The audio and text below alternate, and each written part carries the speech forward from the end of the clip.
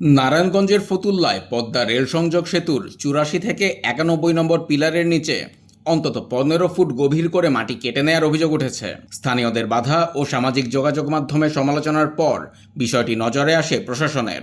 Pillar ঘেঁষে এত বড় গর্ত করায় রেল সেতুটি ঝুঁকিতে পড়তে পারে বলে আশঙ্কা করছেন স্থানীয়রা। কেটে নেয়া মাটি ইটভাটায় বিক্রির পেছনে স্থানীয় রাজনৈতিক নেতাদের সম্পৃক্ততার অভিযোগও তুলেছেন কেউ কেউ।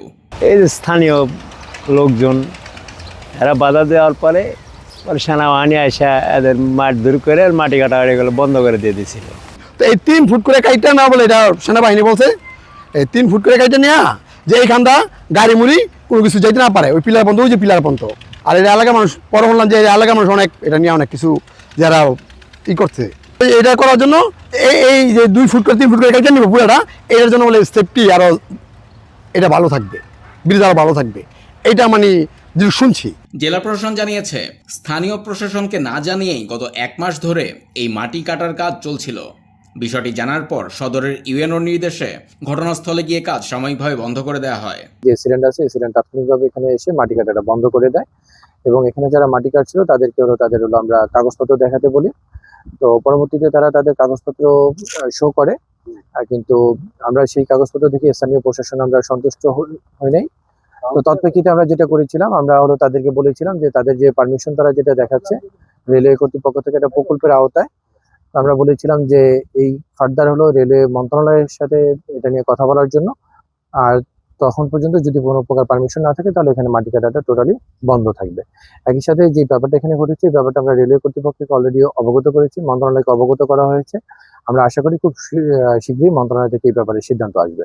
এটা আমরা যেটা নজরে যখনই এসছে তখনই আমরা তাৎক্ষণিক ব্যবস্থা নিয়ে বিষয়টা বন্ধ করেছি। এবং যেহেতু এটার মূল মিনিস্ট্রি রেলপথ মন্ত্রণালয়, তাদের আমরা যে কার্যক্রম সেটার অপেক্ষায় আছে। তারা যেভাবে আমাদের ইনস্ট্রাকশন দিবে, যেভাবে আমাদের প্রয়োজনীয় ব্যবস্থা গ্রহণ করতে বলবে, বা তারা যেভাবে ব্যবস্থা গ্রহণ করবে আমরা সেই অনুযায়ী ব্যবস্থা গ্রহণ করব। এবং আমরা পুরো বিষয়টা তাদেরকে জানিয়েছি।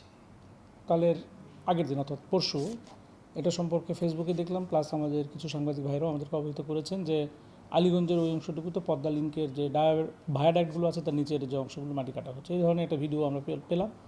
তাৎক্ষণিকভাবে আমরা এসিলেন্ট অর্থাৎ ফতুল্লা সার্কেলে এসিলেন্ট এবং আমাদের ফতুল্লা থানা থেকে যে আমরা পুলিশ তাদেরকে পাঠিয়ে সাথে সাথে এটা আমরা বন্ধ করি।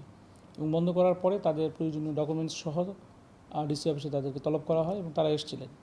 এসে যেটা ব্যাখ্যা দেওয়ার চেষ্টা করেছেন যে এটা প্রজেক্ট যখন ডকুমেন্টটা তৈরি হয় এবং কন্ট্রাক্ট যেটা হয়, সেই কন্ট্রাক্টের সময় যেটা বলা ছিল যে তারা ভায়াডাক্টের নিচ দিয়ে একটা রাস্তা করবে এবং ভায়াডাক্ট কমপ্লিট হওয়ার পর সেই রাস্তাটা আবার সরিয়ে নেবে, এই ধরনের একটা ব্যাখ্যা তারা দিয়েছিল। তো সেই ব্যাখ্যাতে আমরা সন্তুষ্ট ছিলাম না। আমরা যেটা বলেছি সেটা হচ্ছে যে এর কন্ট্রোলিং মিনিস্ট্রি হচ্ছে গিয়ে রেলপথ মন্ত্রণালয় এবং স্থানীয় অথরিটি হিসেবে ডেপুটি কমিশনার এটা জানার কথা। আপনারা কাউকে জানালেন না বা কাকে জানায় এই মাটিটা কাটলেন, এবং আমরা তাৎক্ষণিকভাবে সেটা বন্ধ করার জন্য নির্দেশ দিই এবং প্রয়োজনীয় ব্যবস্থা বা এই বিষয়ে প্রয়োজনীয় কার্যক্রম গ্রহণের জন্য আমরা রেলপথ মন্ত্রণালয়কে অবহিত করি এবং আমরা সচিব মহোদয়ের সাথেও কথা বলেছি। রেলপথ মন্ত্রণালয় থেকে এই বিষয়ে প্রয়োজনীয় ব্যবস্থা নেওয়া হচ্ছে এবং ততক্ষণ পর্যন্ত আমরা তাদেরকে নির্দেশনা দিয়েছি, যতক্ষণ না পর্যন্ত রেলপথ মন্ত্রণালয় আমাদের ক্লিয়ার কোনো ইনস্ট্রাকশন দিচ্ছে ততক্ষণ পর্যন্ত ফার্দার যেন এখানে কোনো ধরনের ঘটনা না ঘটে। রেলপথ মন্ত্রণালয় এই বিষয়ে প্রয়োজনীয় ব্যবস্থা গ্রহণ করছে। অবশ্য রেল মন্ত্রণালয়ের কর্মকর্তাদের দাবি, এটি প্রকল্পেরই একটা অংশ।